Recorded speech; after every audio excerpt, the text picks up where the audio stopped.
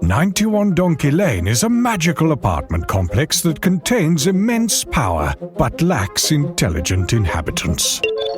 What is happening? I'm getting texts. Why are we getting a lot of texts? People found out what we did. Oh, dividing Mike Myers into an infinite amount of tiny Mike Myers? Listen to 91 Donkey Lane for free on Spotify or your favorite podcasting app. More at 91donkeylane.com. See you there, you donkeys. Hi, friends. The world got you down. Don't be sad. Listen to $2 Late Fee with Zach and Dustin. $2 Late Fee is the podcast that celebrates the best decade of entertainment, the 1980s. We pick a movie and soundtrack from our youth that we loved and see if it holds up today. We also interview your favorite celebrities from that era. All in the spirit of positivity and togetherness. Check us out at $2latefee.com.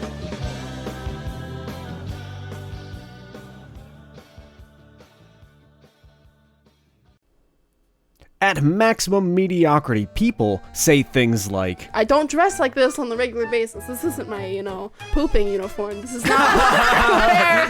And they also say things like, The nurses are usually either angels of mercy or whores.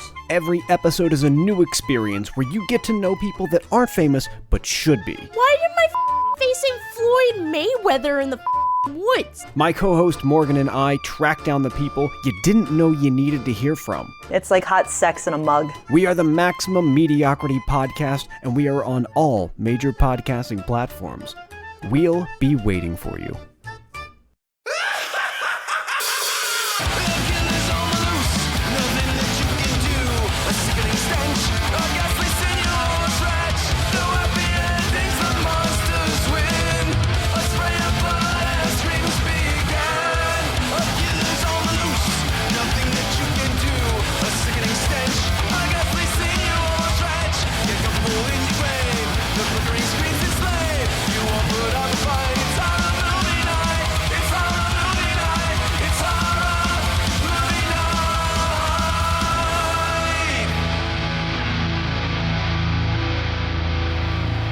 We're back with another episode of Horror Movie Night. This week, we're talking about a movie that literally, until we hit record, I thought that Kyle picked.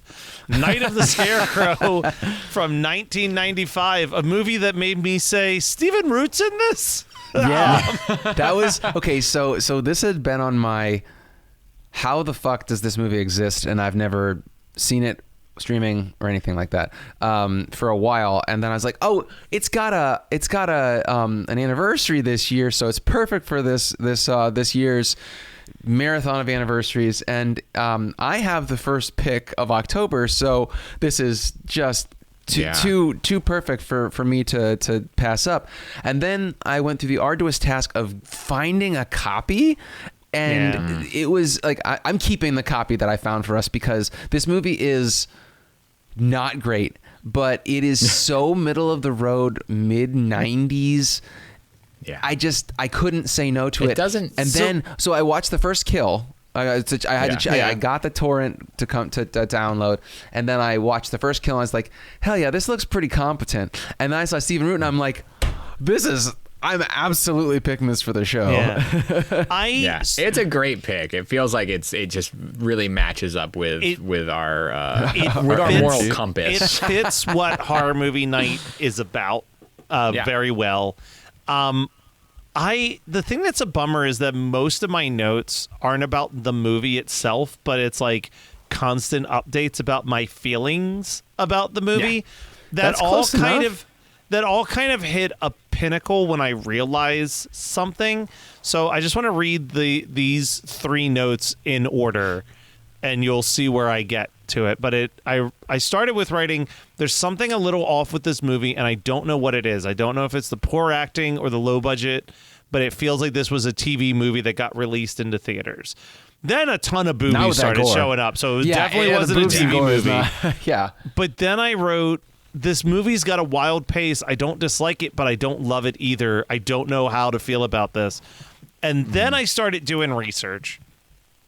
And that's when I saw that the director of this movie, while he made a great movie that we haven't talked about yet on this podcast, which was Stepfather 2, He also made Leatherface, Texas Chainsaw Massacre 3, and Puppet Master 4 and 5. And I'm like, oh, wow. This all makes sense to me because those are all movies that are just on paper, okay. Yeah. Like they're like on just paper, okay. they're great, but then, yeah.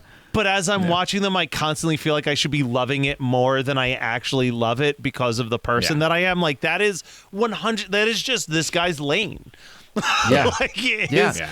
You know, and I guess let me preface this whole episode by saying, like, this isn't like this isn't Night Killer. No, this isn't Night Killer. This isn't Out of the Dark. This isn't like, oh, we just found some deep cut.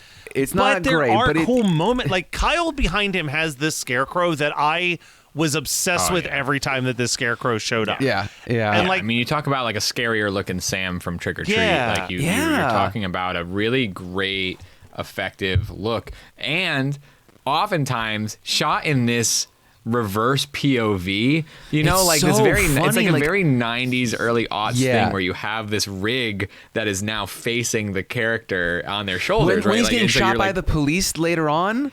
In like the last 20 minutes, I was like, this actually rules. I wanted to talk to you specifically about, Kyle, I wanted to talk to you specifically about that, not specifically talk to you about that, but I was like, I know Kyle's going to clock how fun that look is, and I have to make sure that I put in my notes like that I liked it too.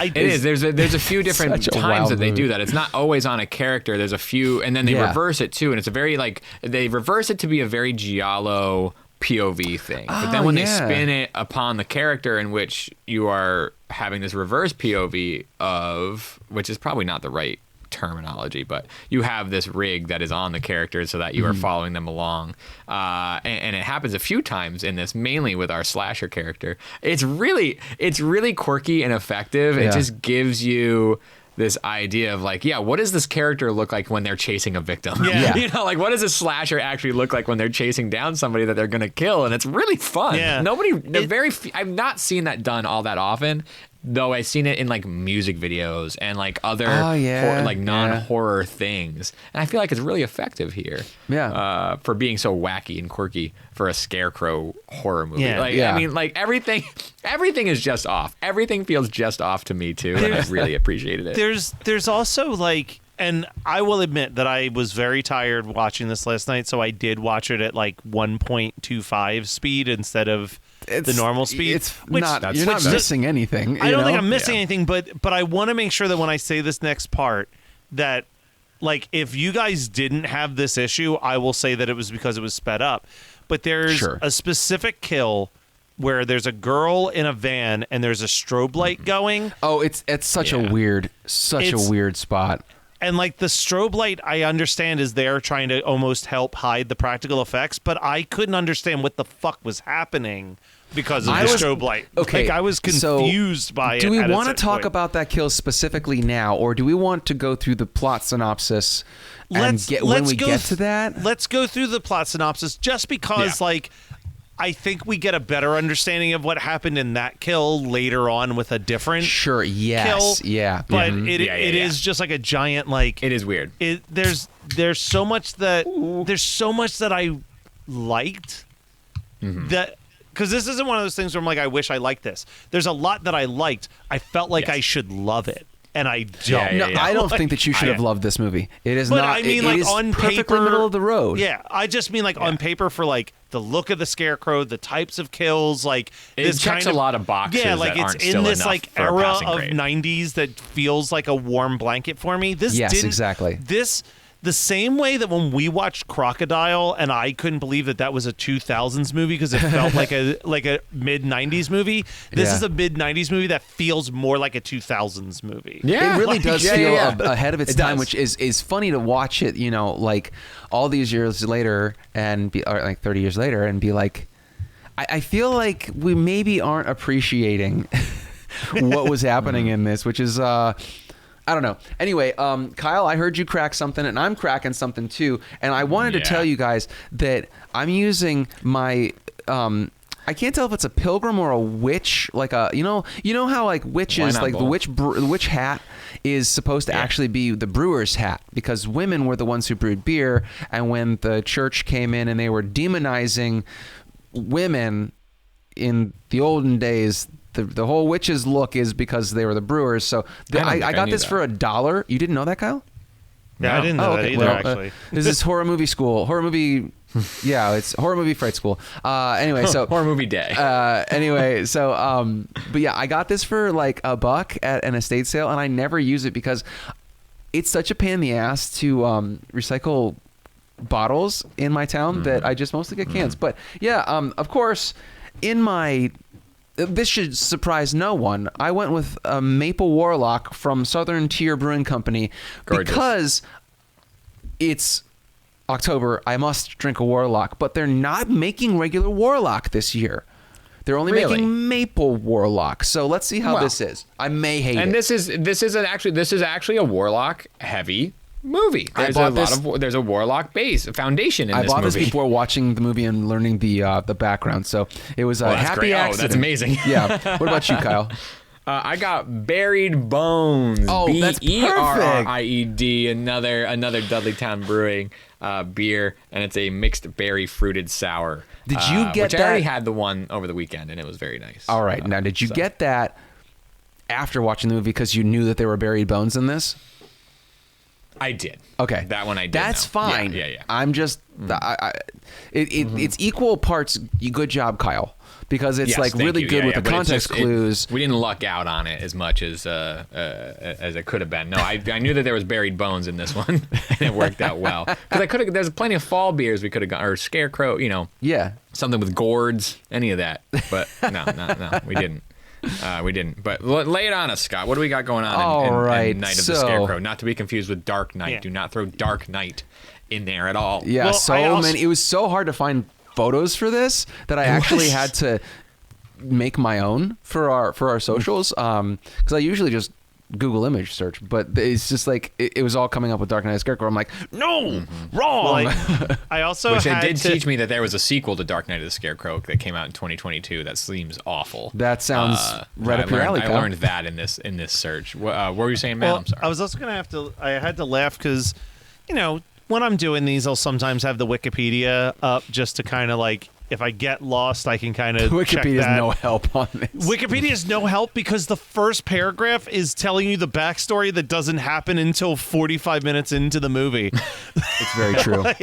Yeah. Someone wrote it, and they're like, people want to read this in the actual timeline that the events happened, and not in the way that it's presented in the film. No, you can't start a paragraph with "in a flashback" and put it in the middle. It doesn't work that way. It'll confuse too many people. I like how he was trying, or I'm going to say he because I'm just going to guess that only a dude would go and waste his time on Wikipedia to write passionately update the Night of the Scarecrow wiki. Yeah. I'm right here, Scott. Shit, I'll fix it when we're done. Oh shit, dude. All right, so we are presented with this small farming town called Hanford. It is a special place for special people, and the Hanford Mall groundbreaking ceremony is occurring on this quite spicy afternoon of let's just call it the first week of October, so it really dovetails perfectly with when we're discussing it, or when we're releasing this, and it's presided over by a very sweaty mayor, and he's saying, oh, we're going to be breaking ground on this mall, and it's going to take over where this cornfield was. Everybody's like, yay. And we are, very, very, very, please clap of them. Yeah. And so Dylan, the groundskeeper, promptly embarrasses himself in front of Claire, by talking shit on the mayor, who turns out to be her father. And so Claire has come back to town for the first time in years. There's an implication that she might have kind of been slutty. I don't really, that backstory like she's never a little really slutty. Yeah, I mean, she jumps into bed with Dylan pretty quickly, but the sparks are flying. They're both attractive people. They're both adults. Let them fuck. Dylan as the speech is happening with the mayor, he fires this drunk guy that was working for him, and then the mayor promptly says, "You must rehire him." And he's like, "Well, fine." But that guy has played a by chip. John Hawkes, early John Hawkes. Should I know who that is? In here. Yeah, he's a kind of a indie darling. He was in Marcy May Marlene.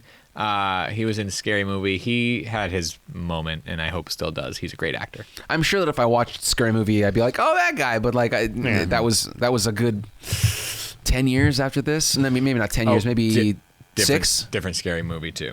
Scary from 1990. Oh, yeah. There's a movie called Scary Movie from 1990. From 91. Yeah. Oh shit! I guess we're doing it next year. Yeah, it's a Halloween movie. Noted. All right.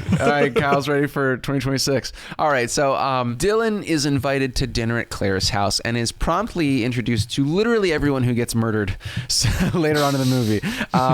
And they're all the important people in town. Most notably Stephen Root, who is the mayor's brother and also the sheriff. We are then treated to a Scarecrow resurrection scene because the drunk guy that Dylan fired and his buddy go out on a tractor and break open the slab that's covering the tomb of a warlock who had come to town when the crops were failing, promised to give them good crops in return for whatever he wanted. He wanted people's souls in a hedonistic way. And so later on, this is when we're getting the flashback that Matt is talking about, where it's one of the funniest things of this movie. Actually, it is the funniest part of this movie, where the Scarecrow is the resurrected soul of this warlock who came to town, made a pact with the mayor, and in return he like made everybody want to have sex. And so we see this like slightly older woman and a definitely older man like humping, and she's wearing like a pilgrim bonnet. Yeah. This so orgy scene, that feels ahead of its time. It truly feels ahead of its time, this flashback sequence in which there are differently bodied people and differently aged people all in this orgy, this pilgrim orgy. And I'm like, yes, it is. The orgy scene is psychotic. In all the best ways, though. Like, I just loved it. And so, we'll come back to that scene in a second. What happens next is that the Scarecrow resurrection is super fun. We get a little painted on electricity, very Return of the Living Dead 2-esque in my mind. But then the Scarecrow decides to begin his 2 nights of terror, beginning with the farmer who gets threshed to death in his own thresher. And then Claire finds the body, tells the priest, I think she tells the mayor, her dad, her uncle, Stephen Root, the sheriff, and the priest. Doesn't matter, because the priest goes and he finds the broken seal on the warlock's tomb, and then he's getting horny at church the second night. At a Victoria's Secret magazine, which because is his so daughter... funny. Who is real horned up. He's like, we're going to talk about this later after I go wank in the rectory, apparently. But he doesn't wank in the rectory. He instead gets his lips sewn shut by the Scarecrow, jumps out a window. We think he's dead. The next person who dies is the preacher's daughter. She gets... it's very gruesome. This is the scene that Matt was talking about, where it probably did make it difficult to watch at 125, but it was not easy to watch at regular speed either. The strobe light didn't make a ton of sense. This was my first my almost whoopsie. I was like, oh no, is this like a body horror rebirthing type scene? And I was like, oh no, we are a day out. I have no choice but for us to discuss this regardless. Thankfully, it's not. It is a body horror scene where the girl has vines exploding out of all parts of her body and then is dragged underground. Her boyfriend, who is her sex partner, who is the drunk guy that broke the seal on top of the warlock's tomb, sees this and goes running off. Then Claire and Dylan jump into bed at a hotel, and then the preacher shows up to give them all the exposition. This is where we get they cut his mouth open that had been stitched shut,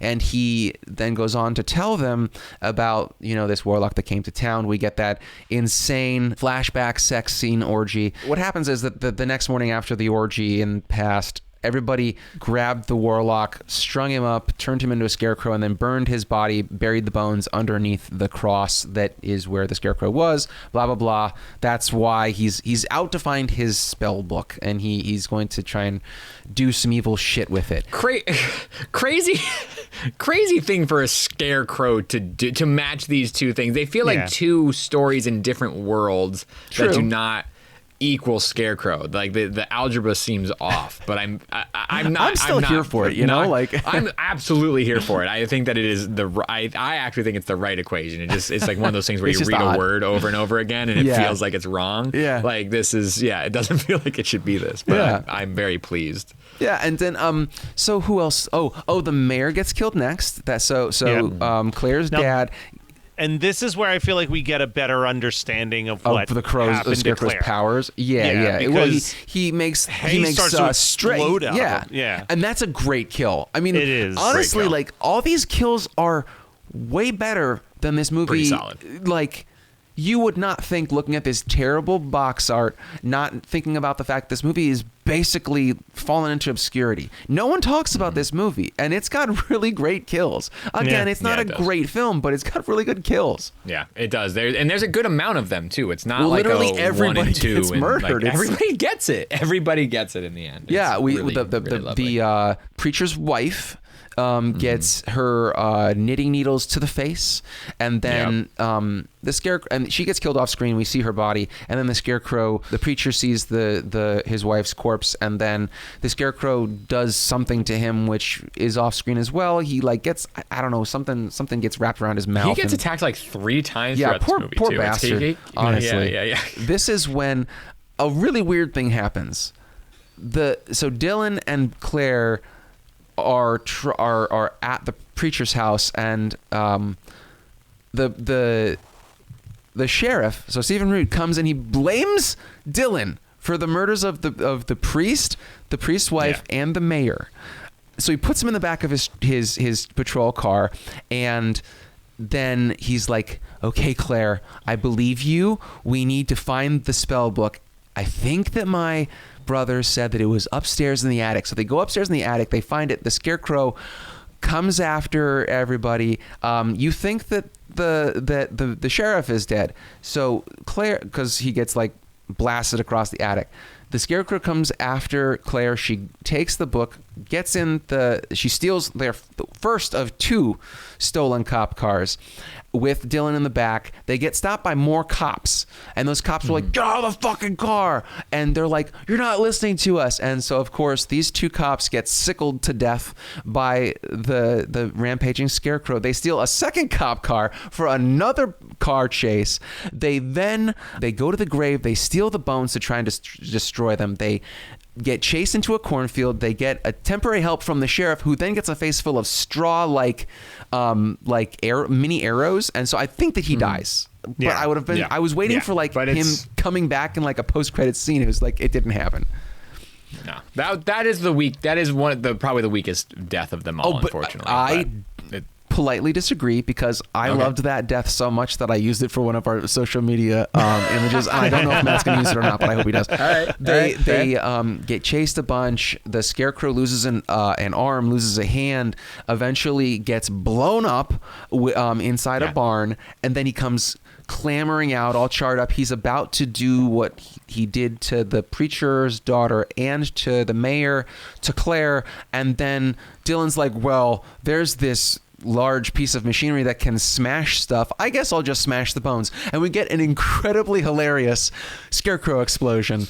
Yeah, we do. The end, scarecrow except for the explosion fact, made me chuckle for sure. It's unironically funny. And then an eyeball seems to crawl into the dirt and escape, with the expectation that they were going to make a sequel. They never did. The sun rises, and I guess life goes on, but literally this town is in shambles because the mayor's dead. There's no priest. There's like half the young kids, like the 20-year-olds, are dead. There's no sheriff. Oh, there are no cops because the other 2 cops got killed. This is how you come back from that. Also, you're probably going to start growing shit crops now from here on out. Yes, exactly. Because I think that the scarecrow got to do his spell, because he had the spell book before he had his arm ripped off. I don't know. Who cares? Who cares? It's Night of the Scarecrow 1995. 91 Donkey Lane is a magical apartment complex that contains immense power but lacks intelligent inhabitants. What is happening? I'm getting texts. Why are we getting a lot of texts? People found out what we did. Oh, dividing Mike Myers into an infinite amount of tiny Mike Myers? Listen to 91 Donkey Lane for free on Spotify or your favorite podcasting app.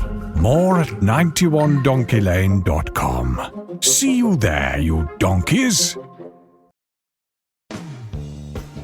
Hi, friends. The world got you down. Don't be sad. Listen to $2 Late Fee with Zach and Dustin. $2 Late Fee is the podcast that celebrates the best decade of entertainment, the 1980s. We pick a movie and soundtrack from our youth that we loved and see if it holds up today.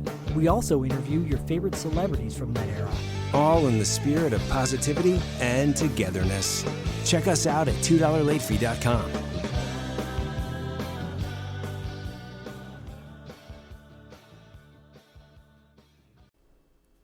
At Maximum Mediocrity, people say things like, I don't dress like this on the regular basis. This isn't my, pooping uniform. This is not.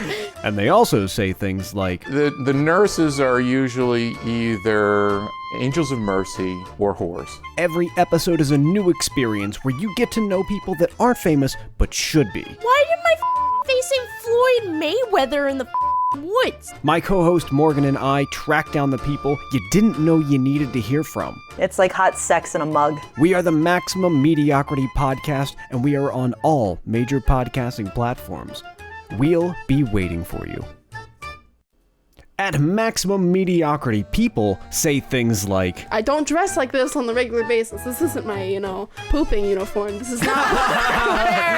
And they also say things like, The nurses are usually either angels of mercy or whores. Every episode is a new experience where you get to know people that aren't famous but should be. Why did my facing Floyd Mayweather in the woods? My co-host Morgan and I track down the people you didn't know you needed to hear from. It's like hot sex in a mug. We are the Maximum Mediocrity Podcast, and we are on all major podcasting platforms. We'll be waiting for you.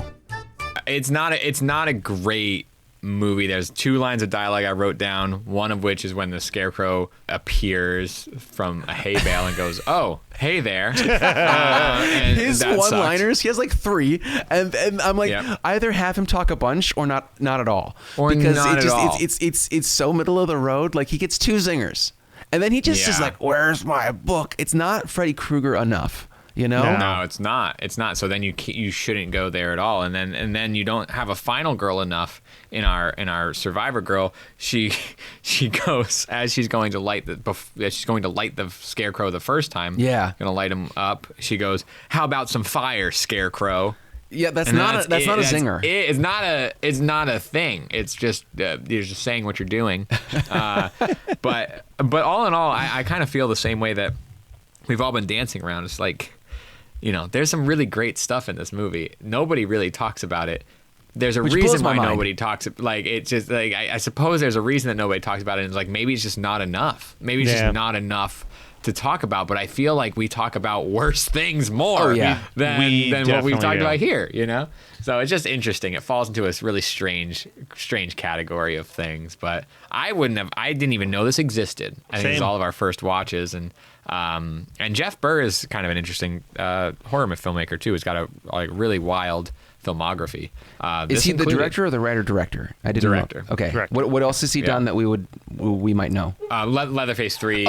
He's all the stuff that Matt talked about earlier. Okay. Yeah. I want to know what the writer name I guess besides I don't know that. if he also wrote it. He might have also wrote it, but I don't think he did. I think there was a different writer, if I remember correctly.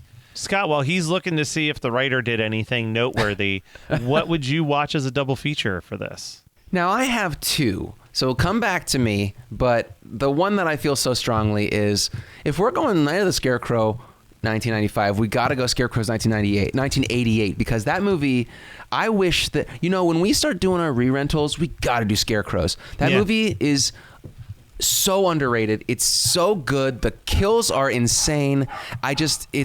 we got to talk Scarecrows again. I would Kyle, love have to you see ever seen Scarecrows. No.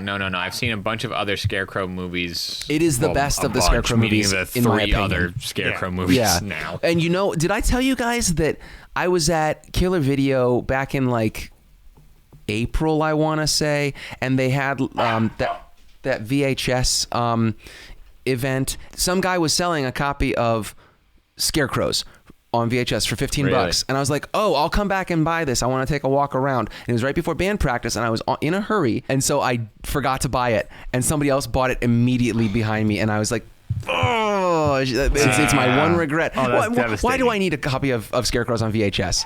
But there are none on the internet. So why wouldn't you? Yeah, why wouldn't you buy it if you came across it? Yeah, I get you. I'm gonna go a little weird. I was tempted to do that as my double feature, but then as the movie kept going, I said, this is a movie about an undead zombie trying to get a spell book for a warlock, and said that flirts dangerously close with the plot line of Hocus Pocus.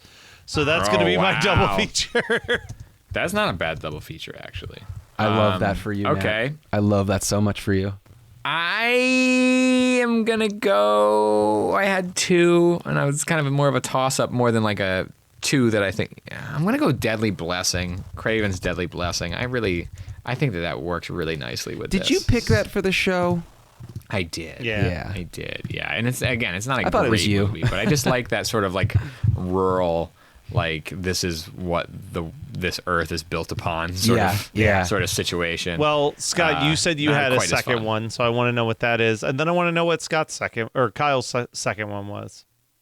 I mean, if I was feeling indulgent, I would also do Clown on a Cornfield from this year, because it's literally cornfields. And it also feels like it's a very similar idea of like, the crops are blighted, we have to do this thing. Yeah. So Yeah. My other one was just Children of the Corn 3 Urban Harvest. Oh, dude. Yeah. Man, and I think that there are a lot of kills in that movie that are very reminiscent of this movie. And Children of the Corn 3 was 93, right? I think it was 95. I think it's the same year. Oh, no. Wow, that would be an awesome double feature. Children of the Corn 3 was 95. Yeah, that's what I thought. Good job, man. Wow. Happy anniversary to that film as well. All right. Well, once again, tomorrow you can find Kyle and I at the Skate or Die Film Festival, where we will be commenting over what I am pretty sure is going to be Jesus Christ Vampire Hunter. And then Kyle will be all the way back in New England vending for Tox Brewing Company. So, it's a busy weekend here at Horror Movie Night. Yeah, October hits hard and fast. Yeah! Hit up our Patreon, patreon.com/HMN podcast, where you can get bonus episodes, see videos of us, and all that good jazz.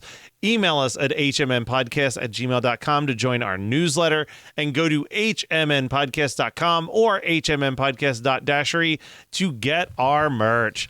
And now, Scott, I got to ask you, buddy, what have you watched, read, listened to, etc., that you want to talk about? I got to tell you about a book that I have not finished because it is surprisingly dense. It's like 500 pages, and I'm only like 200 in, but it feels like I've read a whole book already, because it's like it's a lot, but it's really, really good. It's called, and I think it's only been out for a year, maybe less. It's called The Devils. It's by Joe Abercrombie. It is kind of like 2 books that I really loved from last year. Well, yeah, from last year. If you take Equal Parts Between Two Fires, which is this medieval apocalyptic angels versus demons with monsters horror fantasy. It's like Willow, but darker, basically. You take that and you put it in a blender with Dungeon Crawler Carl, which is very, very... It's very light. With the humor is very strong in it. This has humor, but it's not like as laugh out loud humor, but it's got a really great kind of sardonic wit to it. I really love it. The crux of the story is that there's this there's a princess who has been found, who's like going to be the new queen of whatever medieval country, and she has to be ferried across. They have to do the Willow thing, but she's also like a 15 or 16-year-old pickpocket. And she's being led by the Church of the Holy Expediency, which is literally the League of Extraordinary Gentlemen, but monsters. It's like all monsters that are kind of stuck doing good things. So there's a vampire, there's an undead knight who cannot die because he's cursed by a witch. There's a werewolf. There's a necromancer. There are a couple other people too. In a vampire, I think, if I didn't say vampire. But it's really, really fun. And I guess it's the first in a series. And Joe Abercrombie is apparently quite prolific. I think this is like his 15th novel. But he does a lot of these like serialized fantasy or fantasy adjacent and horror and crime horror adjacent kind of things. So I don't know if I will read more of his stuff after this, but I'm really loving the read right now. It's just taking forever to finish because it's so, it's not a bad thing because he writes well and he puts a lot of context into every page. So it's not like it's fluff. It's not like a 500-page fluff book. It's 500 pages of like, holy shit, you really have to read this slow. So yeah, Joe Abercrombie, The Devils, highly recommend, even if it gets bad at the end. Still, it's great so far. I'm halfway in. It's great.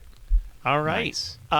I will do this really quickly because over 4 weeks on Geekscape TV, I was doing recap episodes of this season of television, but Twisted Metal season 2 was a fucking blast. I need to watch it. Like season 1, I liked season 1, but season 1 was a lot of like getting used to this dystopian world, getting introduced to the characters, kind of getting to know who these different people are, and then at the end of season 1, all of a sudden, all the TVs in the world turn on, and Calypso shows up and says that he is looking for the greatest racers in the world for a combat show.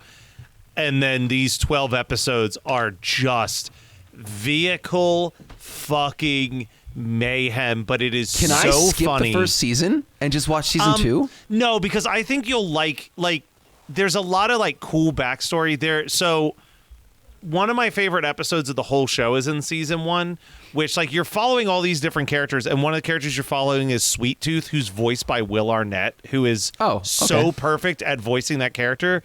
But it's him going back to the sane asylum that he escaped from, and you start to get what the show's backstory of Sweet Tooth is, and it was like he was a child star who aged out of being the cute one on the show, so they had to introduce a new character to be the cute one on the show, and that's when he snapped and started becoming a serial killer.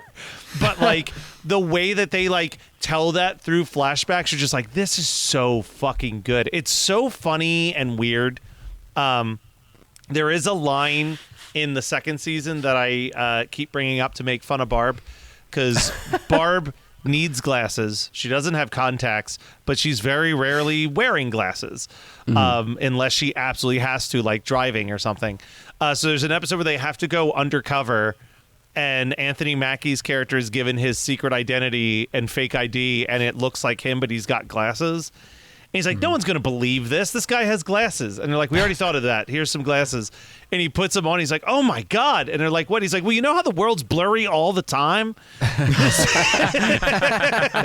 He's like, these are like magic glasses. Megan gives me a hard time about me needing glasses for watching TV and driving as well. She's like, we'll sit down to watch something, and I'm not used to it yet. And she'll be like, put on your glasses or else I won't turn it on. I'm like, that's what don't be mean to me. But also, I kind of like it when you're mean to me. Listen, I guess apparently Meg and I are very similar because I give Why do you think I'm married to her, Matt? Yeah, I know, because you can't have me. I'm in PA. But yeah, Twisted Metal season 2, really fun. Like season 1, I already liked what it was. Season 2, I'm like, fucking bring on season 3. I'm so ready and excited. Is and it over? Did they drop it all at once? Yeah, they did it 2 episodes at a time over like a 3 or 4 week or a 4 or 5 week period. It's 12 episodes. They're all like 25 to 30 minutes. Ooh, I love a 25-minute episode. So highly recommend it. That's good stuff. It's weird and goofy, but I think it's the right weird and goofy. I was just trying to figure out where I left off from my Disney excursion, because I did do I haven't updated y'all recently, and I can't remember if I talked about how I didn't like Man of the House with Chevy Chase. You didn't talk about that at all. Okay. But I remember watching it as a kid, and I can't imagine it. Dude. Yeah, Chevy Chase sucks. That's a bummer. But really, what happened recently was that we did the 30-minute rule thing, where we had already surpassed 30 minutes, but we had to stop watching it one night, and we disliked it so much that it took us a while to just like pick it back up to finish it. Right, we had to finish the job, and that was difficult to do. Not great, but that's okay, because what we moved on to was, and this is not just Disney animation, but this is how it falls on Disney theatrical releases altogether, or Disney releases altogether. Goofy Movie and Pocahontas back to back. Oh my! Now, Yes. Wow. Let's just talk about some shit here. A Goofy Movie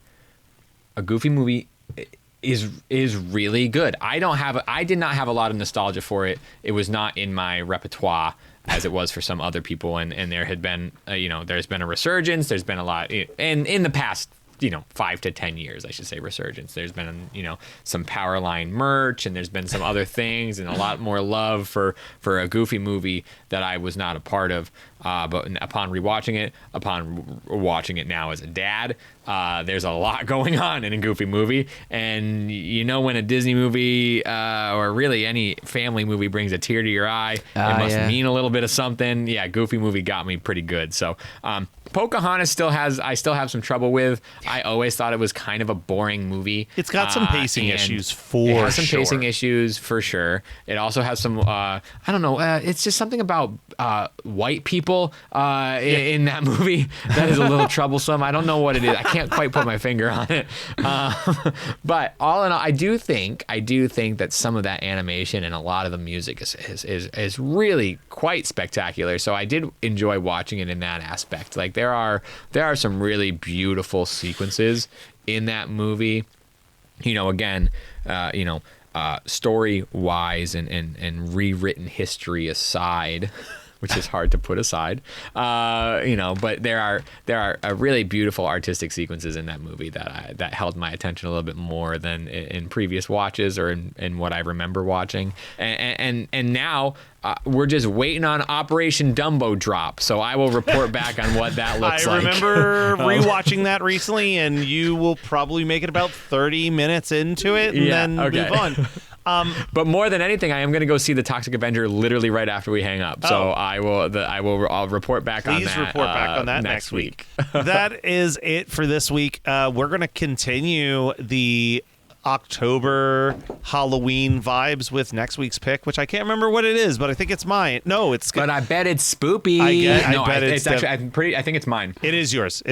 And I can't wait to remember what that is. So stay tuned next week for more Horror Movie Night.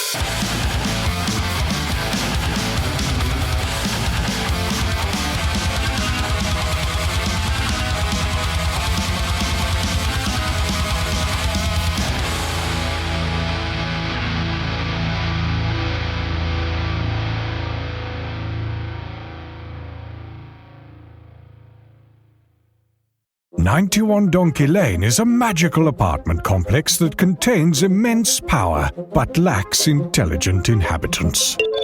What is happening? I'm getting texts. Why are we getting a lot of texts? People found out what we did. Oh, dividing Mike Myers into an infinite amount of tiny Mike Myers? Listen to 91 Donkey Lane for free on Spotify or your favorite podcasting app. More at 91donkeylane.com. See you there, you donkeys. Hi, friends. The world got you down. Don't be sad. Listen to $2 Late Fee with Zach and Dustin. $2 Late Fee is the podcast that celebrates the best decade of entertainment, the 1980s. We pick a movie and soundtrack from our youth that we loved and see if it holds up today. We also interview your favorite celebrities from that era. All in the spirit of positivity and togetherness. Check us out at $2latefee.com.